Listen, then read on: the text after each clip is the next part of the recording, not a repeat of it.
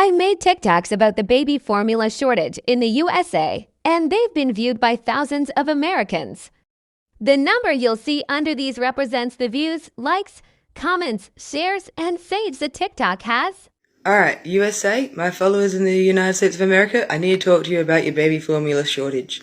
Alright, part of the reason why there's a shortage is because of this, is connected to this. Federal safety inspectors are detailing what caused a baby formula recall after some babies got seriously ill and sadly some of them died. The Food and Drug Administration looked into the company Abbott, which makes the formula brands Similac, Alimentum, and Elecare. It found the company failed to maintain sanitary conditions and procedures at its Michigan plant. The report says the company didn't maintain clean surfaces where the powdered formula was handled. The FDA found 8 instances of a bacterial contamination, which has been blamed for making those babies sick.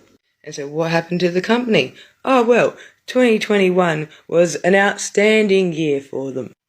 Billions and billions of fucking dollars. The company cut corners, there was contamination that led to children dying. Anyone from this company sent to prison? Nope, the company got to do stock buybacks and Americans got a baby formula shortage. If you're a shift worker with 2 jobs, maybe you don't have a car, you literally don't have the time or the money to be going from store to store. That's why this is such a serious issue, and that's why it's getting attention at the highest levels, including, of course, direct involvement by the president. That was Pete Buttigieg, US's Secretary for Transportation, talking about the baby formula shortage, and that was just after how he mentioned that he managed to find enough for his children. But then, as you see, he goes on to say it would probably be hard for someone working 2 low-paying jobs. Now let's watch more of that interview. Including, of course, direct involvement by the president. Well, and this is going to be an issue Congress takes up this week. I know the president said more action's coming, but this has been ongoing for months. There were supply chain issues already. Then you have the issue with this one plant, Abbott, whistleblower in September, February, the recall. It's May. Why has it taken so long? And why did the president on Friday seem to say that it was new information to him? He said, if we'd been better mind readers, I guess we could have done something earlier. Well, look, the administration acted from day one after the recall, taking... That was a devastating quote that the reporter read of the president, especially since she gave the timeline. And so how Pete Buttigieg said that they acted day 1 after the recall. So you have the formula killing babies, and then the recall, and then that's when you want to step in. The administration acted from day 1 after the recall, taking steps like creating more flexibility for the WIC program to help rebalance the availability of formula in the states. There are more actions that are underway, including looking at imports. But fundamentally, we are here because a company was not able to guarantee that its plant was safe, and that plant has shut down. But that is the federal government's job as regulators to help ensure safety. Regulators, yes, but let's be very clear. This is a capitalist country.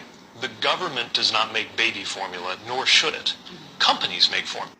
Where do I even begin? Where do I even begin? The reporter even said the federal government's job as regulators. For Buttigieg to be like, but we're a capitalist country. The government doesn't make baby formula. She didn't say that.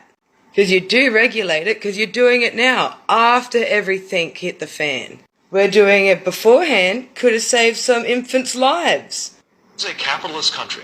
The government does not make baby formula, nor should it. Companies make formula. And one of those companies, a company which, by the way, seems to have 40% market share, messed up and is unable to confirm that a plant, a major plant, is safe and free of contamination. Here's a thought. Here's a real crazy thought. What if none of it happened? What if the company had to keep things clean so things didn't get contaminated, babies didn't die, there wasn't a recall, and now there isn't a shortage? Imagine that! Imagine that! A company which, by the way, seems to have 40% market share. Now, what that pretty much means is out of the whole market, so all of the baby formula sold in the United States, 40% of it is made by that one company.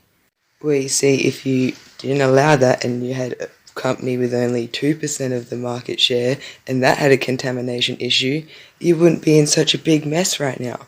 So what I'm saying, the 2 things I've said could have avoided a lot of this if you just did one or the other by themselves. Like if you didn't allow companies to get so big, but they still had a contamination issue, probably wouldn't impact so many people. Or if you do let companies get that big, Maybe have regulations so they can't have contamination and bad products go out, especially when they control that much of the market. Because look what happens when you let a company get that big and don't regulate it, so it gets contamination issues, has to do a recall, stops production, and then there's a shortage.